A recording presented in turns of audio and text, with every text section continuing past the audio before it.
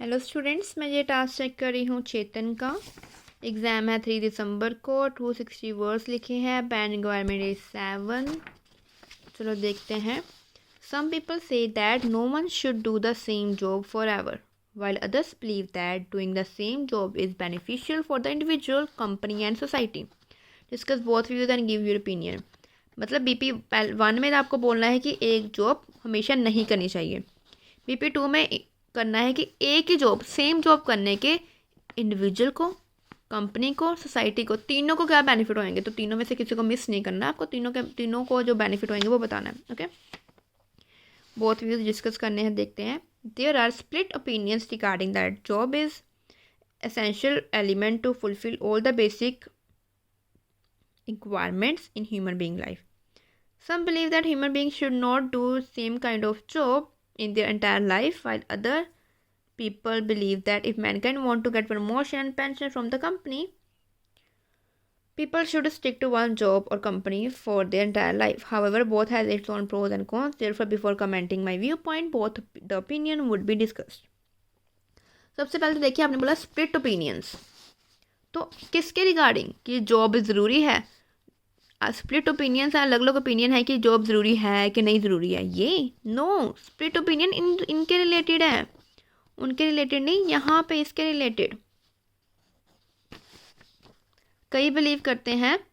यहाँ पे मतलब वहाँ पे नहीं लगाना था, यहाँ पे आएगा। बट वैसे भी उन्होंने जो लिखा, human should not do the same job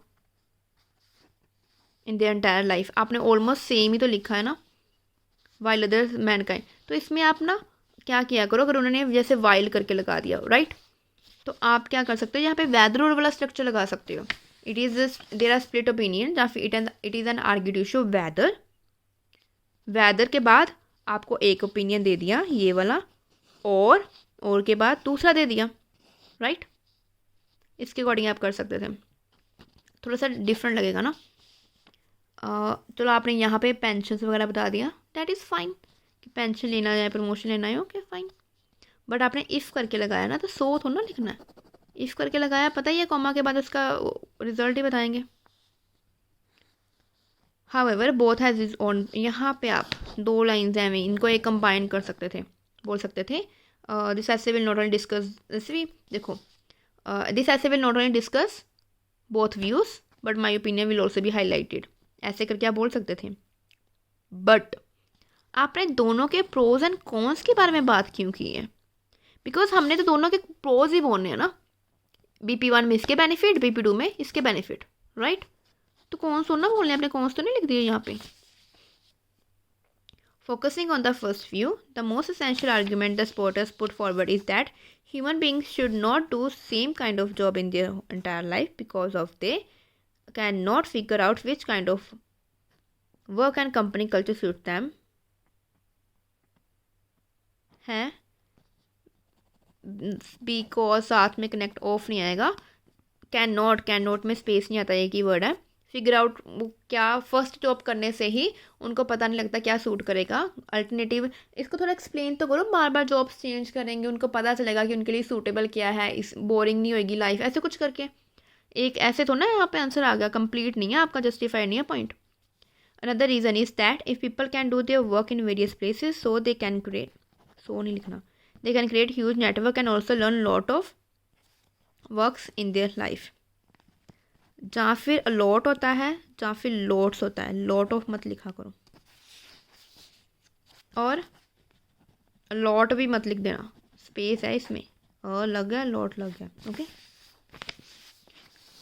connection बना सकते हैं, ठीक है, बट ये प्रॉपरली एक्सप्लेन नहीं है आपका first point.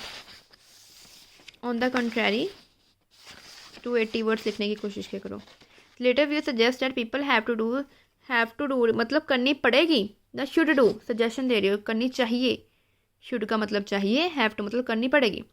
Same job in their entire life because of they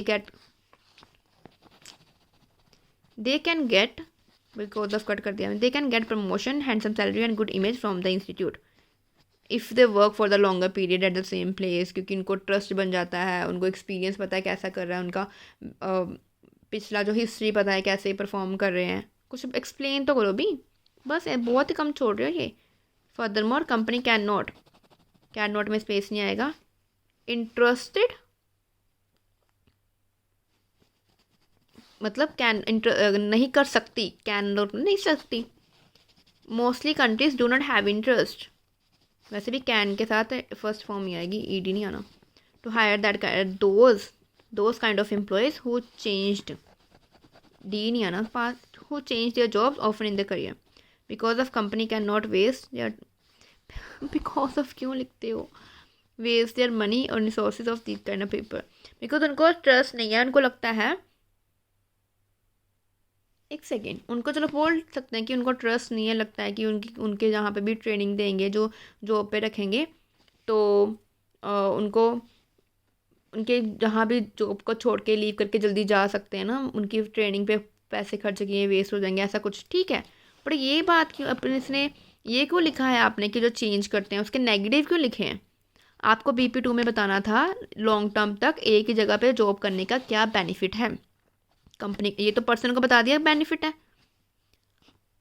company को क्या बेनिफिट है, सोसाइटी को क्या बेनिफिट है, बोलो ना। कंपनी को ये बेनिफिट है कि उनको अच्छा एम्प्लॉयज़, उनको बार बार रिप्लेस नहीं करना पड़ता, अच्छा एम्प्लॉय मिल जाता है, कंपनी की ग्रोथ में हेल्प करता है। और सोसाइटी को एक पॉइंट लिख सकते थे कि कई ऐसे प्रोफेशंस होते हैं जहाँ पे एक्सपर्ट पर्सन की नीड होती है, तो सोसाइटी उस पर ट्रस्ट करती है, उसका बेनिफिट उठा सकती है। लाइक कोई डॉक्टर है, कुछ भी मान लो किसी पर्सन को कोई प्रॉब्लम हो गई, ऑब्वियसली उस हॉस्पिटल में लाइफ डेथ का सवाल होता है, तो डॉक्टर जो एक्सपीरियंस्ड है उसको पता है इसको देख के कि क्या इशू हो रहा है, उसको फटाफट इमीडिएटली सॉल्व करने की कोशिश करेगा।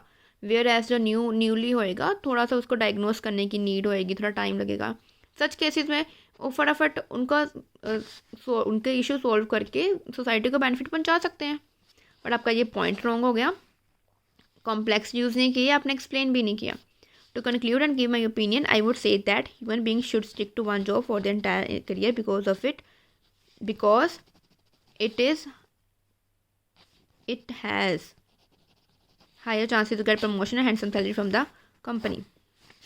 Fine, but if you want 7 band, आपको मैं इसलिए बोलती हूँ काइंडली मुझे ऐसे सेंड करने से पहले जो मैंने ऑलरेडी चेक किए हैं टॉपिक, जैसे आपको 7 रिक्वायरमेंट है तो 7 बैंड वाले ऐसे देखो उन्होंने क्या मिस्टेक किए हैं, कैसे इम्प्रूव, क्या चेंजेस लेके आए, जैसे कैसे प्रेजेंट किया है, तो वो अपनी मिस्टेक्स मत करो। तो उसमें आपको अभी दोबारा 4 दिन रह गया आपके एग्ज़ाम में, अभी देखोगे आप, वो सुन लिया करो कभी किसी की बात। और आपका ये एक्सप्लेन नहीं है, ये आपको कंपाइन कर सकते फिर भी वो ठीक था, आपका एक्सप्लेन नहीं है, बार बार बिकॉज ऑफ आ रहा है, वैरायटी ऑफ सेंटेंस स्ट्रक्चर नहीं यूज़ किए हैं, ये रॉन्ग हो गया। होप आपको क्लियर हो गया और मैं क्या कहना चाहती हूँ। और अभी आप टॉपिक देख लो, इंग्लिश वाइज आपकी इतनी गड़बड़ नहीं है, बस कॉम्प्लेक्स करने की नीड है। अगर आपकी ग्रास्पिंग एबिलिटी अच्छी है तो आप अच्छे से कॉम्प्लेक्स कर सकते हो और एक्सप्लेन कर सकते हो। Okay, all the best, good night.